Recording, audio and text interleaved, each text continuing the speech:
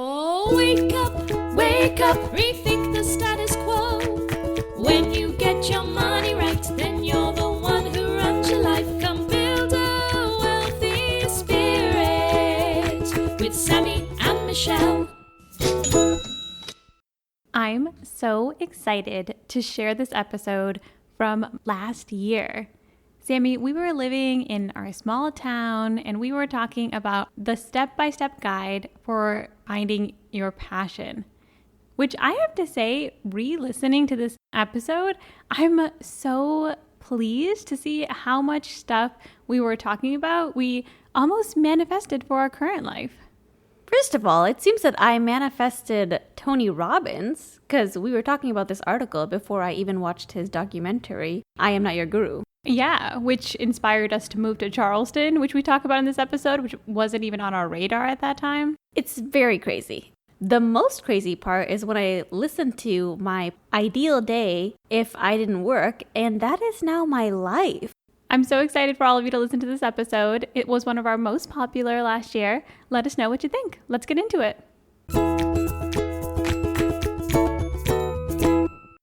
Today we are going to be talking about a step-by-step guide to discovering your passion. I'm so excited about this, Sammy, because I remember when I was sitting at my desk at work, having to make call after call after call, listening to people's answering machines, getting yelled at because people didn't want to hear from me, balancing multiple meetings during the day, some of which I really thought was pointless. I knew in those moments that I was not finding my passion. I was not working in a job that I was passionate about. But even when I left the corporate world and took my sabbatical, it was a little bit difficult to detach myself from the work mindset and actually discover what my passion was. Like, what does that really mean to me? And a lot of times you get not great advice, things along the lines of, oh, well, what would you do if money wasn't a problem? Which never really helped me trying to frame what I really enjoy.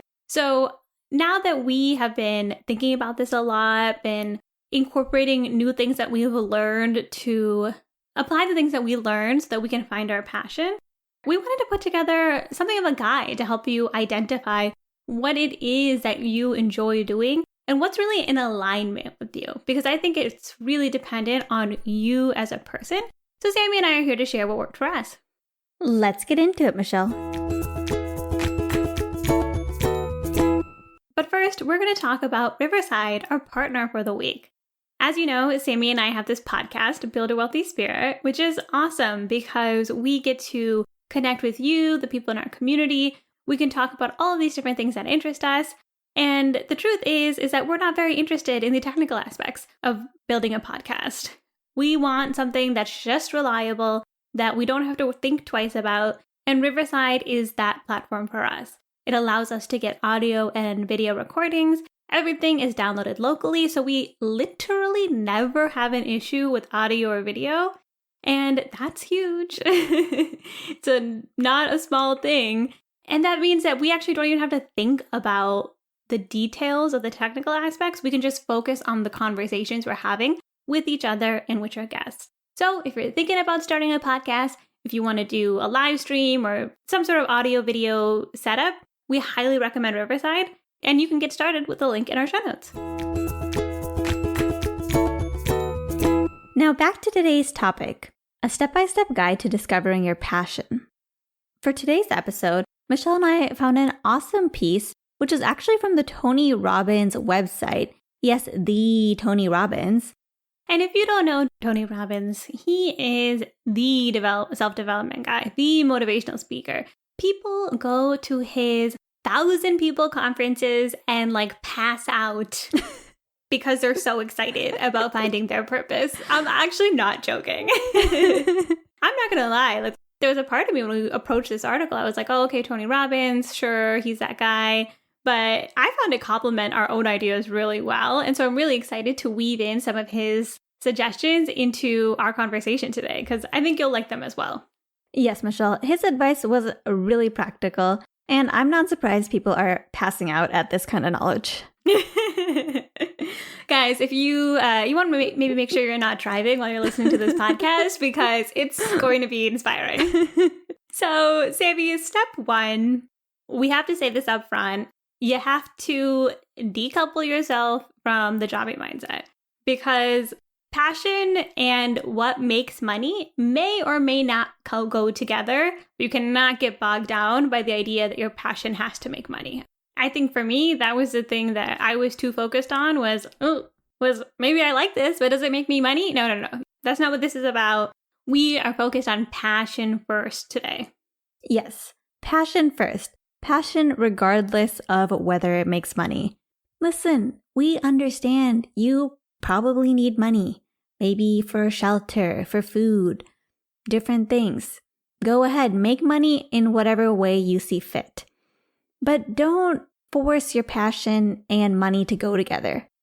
Sometimes we have jobs that align with our passions, and other times we have jobs that just don't get in the way of our passion. Or we work a job for a while so that we can then later spend time fully on our passion. However you do it, just because something's your passion doesn't mean that it's something that you need to monetize on. I love Elizabeth Gilbert of Eat, Pray, Love. She also has a book, Big Magic, and she talks about exactly this, how all you have to do is fund your life, but that does not have to be the same as your passion. Even she says that she believes that you shouldn't even put the pressure of making money on your passion or your purpose. For example, before she became a big author, she was working part-time jobs. She was waitressing while she was writing. She didn't want to turn her passion into something that had to make money. We don't want to add that additional stress or anxiety to finding your passion. Step 2 of finding your passion. Think back to what you used to love to do. The author of Happy Money, Ken Honda, talks about specifically thinking about what you used to love to do as a child. And I was thinking about this, Michelle, and I was thinking about something that we used to love to do all the time to maybe an embarrassingly old age. Eat Oreos for breakfast? Aside from that, I guess this list is longer than I thought. I'm talking about playing with Barbies. Ooh, yeah. Yes. We played with Barbies way later than we probably should have. Like, the only reason we stopped is we were just like, okay, this is kind of embarrassing that we are still playing with Barbies. We don't want anyone to know about this, and we're just going to, make it stop now. I'm not saying Michelle and I were born to be, doll connoisseurs or something like that. We don't care for dolls that much. The reason we liked Barbies is because we liked seeing their characters. We liked creating a storyline. All of our Barbies were very round characters with personalities. And we liked giving those personalities traits that fit. Or if they changed, why did they change? And this reflects Michelle and I's genuine curiosity for people. This is very true, Sammy. One, I think we love telling stories. Two, we definitely both really enjoy learning. And we do have a strong curiosity for people. You know what else I think about? For some reason, I think I got a free magazine for a year or something through our school. And we started to get Psychology Today. And we were in middle school reading Psychology Today. And then we would talk to each other about our friends. And we would say, so-and-so might be a psychopath. Do you think that blah, blah, blah is a narcissist? And then when we got Psychology Today for a really long time. I used to really love reading it and just apply what we learned to other people in our life. And I think we just have a really deep interest in people and in ideas, which, surprise, surprise, now we have a podcast. And that's really funny. Yeah, I do think it stemmed from Barbies because our Barbies had deep, complicated relationships.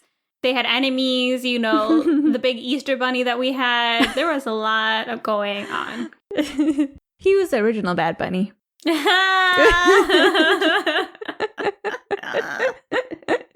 I do love this idea. Paul Millerd has something similar in Pathless Path, where he talks about forgotten hobbies, which is so interesting because I was talking to a woman recently who left her job. She became fire. And we were having a conversation. She's like, I just don't even know what I'm interested in doing. I've been working for so long. And we kept talking, and she happened to mention how her parents were musicians and how originally she had thought that she was going to work in the music industry. And I was like, wait, hold on a second. Hello, forgotten hobby. I was like, is that something you think you would still be interested in? And she thought about it. And the next time we had a conversation, she was like, I'm building a product for musicians. I'm combining my skills with something I'm super interested in. And I love that. I think that we actually do have a lot of things that we're interested in growing up. But once again, we start getting into this jobby mindset. We start thinking about, oh, what's practical? How can I make money? And we abandon those. For me, I used to write when I was little. I used to write even when I was fresh out of college. And I completely abandoned that because I wanted to make money quickly and move out of my parents' house. That was really important to me at the time. Tony Robbins also says to look at what you love. When you look at your day, when you look at your week, what are the parts that you just absolutely love? When I think about that, I think about me listening to my podcasts. I love finance podcasts. I could listen to them for hours. I always talk about how I don't have time to do anything, which is true. But somehow I managed to fit in like at least 6 to 10 finance-related podcasts in a week, and I absolutely relish them. I don't know what that means as far as a job, but I know that is a passion of mine. When you said look at what you love, Sammy, I thought you were going to talk about me right now. Staring through Riverside in your eyes. But I guess podcasts are nice too. Step number 3. What types of activities make you come alive? Oh, Sammy. You know what we love to use. Jonathan Field's Sparketype quiz. We have a whole episode on Sparketypes, or you can look in our show notes for his quiz. You can read his book, Sparked, if you want to. You can listen to his podcast, Sparked, if you want to. The whole point of Sparketypes, though, is to identify what is the work that you do that makes you come alive. For me, I am a performer, someone who likes to bring joy and delight to a moment, and a maven, somebody who loves to learn. And I actually use that to help me define what are some of the things that I'm passionate about. For example, once again, podcasting is perfect because I love having the opportunity to talk with Sammy, to make it fun and interesting. And also I love to learn. So we're always reading books, we're reading articles, and we're getting the opportunity to share that with you. So this is really in alignment for me. And I am also a maven. I'm a maven as my primary Sparketype and an essentialist as my shadow Sparketype. Essentialists are people who love to bring order from chaos, or they love to organize things. They love to distill information or things. And this is so me. I remember even when I was little, I loved to like organize the whole house. And finding out that I was a maven and essentialist was huge for me in realizing what things I actually like to do.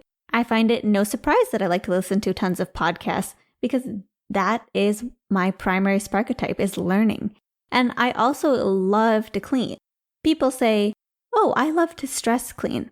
I'm like, I love to unstress clean. I love to clean when I'm sad. I love to clean when I'm happy. There's no time where I do not love cleaning. I could spend all day cleaning and I would be the happiest camper. I also wish you had more time to clean, Sammy, because I know our apartment would be spick and span. No dirty dishes. You could probably do my laundry. No, I would never want to do my laundry. But one thing that Michelle is very particular about. Acts of service is not my love language. I think this is also a really great way to constantly check in with yourself to make sure the work you're doing is building towards your purpose. For example, I took time off work. I was doing all this soul searching. You would think that with all that introspection, my life would be perfectly aligned with my purpose, let's say. But something I noticed recently is that I was really burning out. I've been working a lot more with different communities. I've been having a lot of conversations with people who on Twitter would reach out to me and want to chat. And while I love talking to people, I was having 4 to 6 meetings in a day sometimes. And I was feeling so drained. And I didn't know why, because I think you could argue that I get along with people and I love having conversations with people. But the truth is that I'm a performer and I'm a maven. I love learning and I love like being entertaining. It's not necessarily all that meaningful to me to just constantly be like advising people or coaching people or helping them with their lives. Like I totally think it's great when they have that moment of inspiration. But considering it was starting to take up a large portion of my time, I was like, no. I like writing. I like podcasting. These are things that really bring my Sparketypes alive. I need to cut out these conversations because they're taking up a lot of time and they're actually more draining because they're not aligned with what I really think my purpose is. I think you bring up a really good point there, Michelle. And I'd just like to highlight something you brought up because I know people like me think that once we are not working, we'll probably be filling our time with things that we love to do. But it is easy to fill your time with things that you don't love to do. And that's why it's helpful to know something like your Sparketype so you can turn back on that and see, why do I feel out of alignment right now? I agree. And I also think that if you know the things that make you come alive, if you know the things that get you excited, it also helps in defining who your role models are or defining like what footsteps you want to follow in. For me, there are a lot of people who are in my space who talk about work-life balance, who have podcasts. But even though we might be doing the exact same role, we might not be motivated by the same thing. So I'll give you an example. Recently, I was thinking about, is there someone who is a performer maven or a performer that I can look to and see, like, what do they do to, like, get themselves excited? And so I actually went to masterclass and I was doing some of their classes and I noticed that there are people on there like Issa Rae, who, again, I don't know what her Sparketype is, but I can tell that she's somebody who does love to perform. She's not only a writer, she's also an actress. She had her own YouTube series. And so I started to watch her masterclass because I was like, her path could be something I can learn from and see what excites her and see what really aligns for her, because she is somebody who is motivated by the same things that I am and excited by the same things that I am. I like that, Michelle. Find somebody who has a Sparketype that is similar to you and see what they are doing to light up their lives. Mm-hmm. Look, I love Mother Teresa, okay? But that woman is for sure an advocate nurturer. Like, she, I hope, loved helping people. That's not me. I am not going to do the same things that she's doing. And I'm probably just going to get tired. I'm not that good of a person. But nothing but respect. But I have to find a different role model. Which brings us to step 4 of discovering your passion, which is understanding your values. Yeah, Sammy, this is super important because this is actually a crux, I think, of building a wealthy spirit as well. It's true. And you might hear something like understanding your values, and that sounds so pie in the sky, so ambiguous. I know that's how I felt when my therapist recommended that we discover what my values are. And I thought, okay, I guess we can do that for this one session. Luckily, she had a quiz. And here at Build a Wealthy Spirit, we're not just going to say, understand your values and leave you hanging. Okay, we have a quiz for that and we will link to it in the show notes. When I did this quiz, I truly understood what my values were. Things like community would pop up against discipline. And I'm the type of person who chooses discipline. I like discipline more. And so when my final 5 values popped up, they were spirituality, discipline, curiosity, authenticity, and independence. I was quite shocked, but also those values resonated with me. If I were to have a perfect day, like the most perfect day that aligned with all my values, I would wake up early, maybe just a little bit before the sun peeks its little sunny head, and I'd probably get ready to go on a morning run. Then I'd come home and I'd have a nice, super healthy breakfast while maybe I did some tidying, putting the dishes away in a neat way where they were either color organized or organized by size.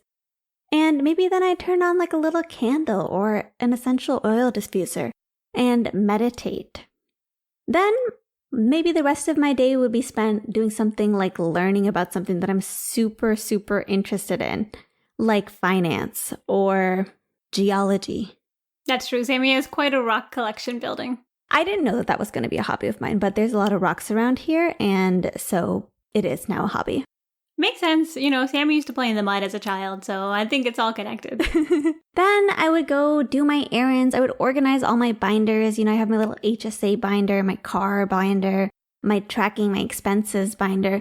All of those things would always be up to date because I would have time to do that. And then maybe in the evening time, I would meet with a group of people doing something that really resonated with me, like a yoga class or a meditation group or a book club, something like that. And that would be the most perfect day. Then I look at my actual day.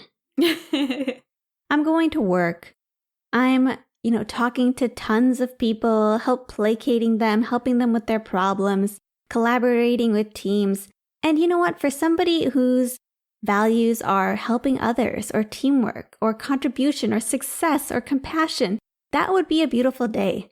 But that's not my values. So I'm just doing this thing, which isn't necessarily bad, but it really takes away from my time that I get to spend on doing things that I truly value. I definitely think knowing your values really helps, Sammy. For me, my values are loyalty, growth, inner harmony, trust, tolerance, and to just be aware of those things because it helps me when I'm trying to define what my perfect day looks like too, which I love the idea of what your perfect day looks like because I think that's actually what we're really trying to build towards when we're trying to find our passion. It's just have more of those days where we're having days that we're happy, we feel fulfilled, and they bring meaning to us in a way that's specifically tailored to our values and interest. Which brings us to step 5 of finding your passion. The final step, and this one is direct from the Tony Robbins playbook. That is the rocking chair test. He says, imagine you're an old person sitting on the front porch, maybe in the low country of South Carolina, with a little bit of that humidity, but not too much. And you're just sitting there on a rocking chair thinking about your life. We're both rocking. Sammy and I just both started rocking in our chairs. We're yeah, we're feeling it. Maybe that's my passion, period. But he says, think about, when you're reflecting on your life, what are you proud of? What brings you joy? What are you really glad that you took the chance to do? And what do you regret? What do you regret spending so much time on? Or what do you regret doing, period? Use that as a guide to tell you what your passions are and what you want your overall life to look like. I love that, Sammy. Takeaways. So our takeaways for this episode, first and foremost, detach passion from the jobby mindset. Mm-hmm. You might love to do something. Do not get overly focused about whether or not it makes money. Because your passion, it may make you money, it may not make you money, but that is not the purpose. The purpose is to find the thing that you love to do.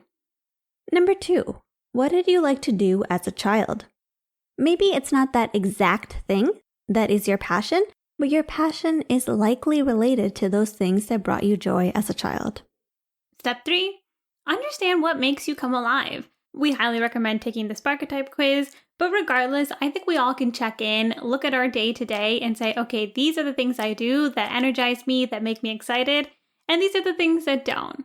And let's see if we can find a way to do more of the good and less of the bad. Step 4, what are your values? And you don't have to think about it in an ambiguous way. You can take the values quiz. And if you take either the Sparketype or the values quiz, please go to our website and comment on that episode because we are always so curious to see what your guys' Sparketypes are and to see what your guys' values are and how that's played out in your life. I have a spreadsheet of all the Sparketypes people have told me, which probably says something about my passion. But truly, we love learning that because we're curious about other people and we would love to know yours. You are our Barbies. Oh my God, Nicki Minaj! It's coming together. And step 5, rocking chair test. You start rocking back and forth a little bit. Feel that sweet, sweet wind in your hair. Feel that slightly moist air. And think to yourself, I am looking back on my life. It was so fulfilling because I was writing and creating and connecting with people in my community. That would be mine. What would yours be, Sammy? In mine, I'm seeing me learning things I love to learn. I'm seeing me dancing because I love to dance. Being part of groups where people are learning or dancing or meditating or doing spiritual things. All of those things I love. And I think those are the things I would remember while I'm rocking in my rocking chair. I love that, Sammy, and I want to be there dancing too. A little dancing rocking chair routine. Synchronized rocking chairs. This is maybe the best idea we've had. Community time! Shoutouts from our community. First, shout out to Kendall Brown. She said, thanks for the shout out. That was a fun surprise while listening. Appreciate your content very much. Thank you so much, Kendall. We appreciate you as well. Thank you for sharing our podcast and your essay. That was really touching for us. And actually, we sent it to Doc G because we were so excited. Shout out to Abby. Abby and her fiance did a date night with our quarter review template. How romantic. I think that would be an ideal date for me. She said we had been meaning to have an evening where we discuss finances and also life planning. And I remembered you guys put together a template and I thought it would be a good tool to use. I can't believe it was all the way back at episode 9. Wow. Thanks for being a longtime listener. Seriously, we really appreciate you, Abby. And congrats on your engagement. And what a wonderful step doing the quarterly review as a date night. Also, shout out to Masha. She said, thank you for the inspiration. We are floating on a rock. She loved that. I love that. And you are exactly where you're meant to be. Really needed to hear this. That is something I remind myself often, to be honest. Thank you so much for your email, Masha. A lot of you guys loved our We Are Never Going Back to Work episode. Carla said that Substack post was her favorite post that we've written. Thank you, Paul Millerd and Rajeshwari Roy, for restacking the piece. That meant a lot to us. Paul said, sabbaticals still underrated. Yes, they are. And Rajeshwari said, I am definitely not going back to work. We love it. I think the Taylor Swift song needs a little bit of a rebrand. Also, Frank Chen commented on Paul's post and he said, agree with all these points too. Sammy had written about how a lot of her health had improved during this time. And Frank said, for happiness, 9.5 is quite high for me, but I probably moved from a 5 to an 8 with way less anxiety and I'm hitting PRs on a lot of my physical health markers. Surprisingly, my sleep has tanked because there's nothing keeping me from sleeping at 2 to 3 a.m. every day. Which, Frank, I relate to. I thought that was funny because as a night owl, sometimes having all that time means that we go into flow at the most inconvenient times. But it can be really great as well. I am definitely hitting all my PRs as well, Frank. Low bar, but agree. 100% agree. Let us know what you thought about this episode. Let us know if there was something that stuck out. Are you about to go and make any changes to be more aligned with your purpose? buildawealthyspirit.com. We'd love to hear from you. And most importantly, be sure to join us next week as we put down the rulebook and we rethink the status quo.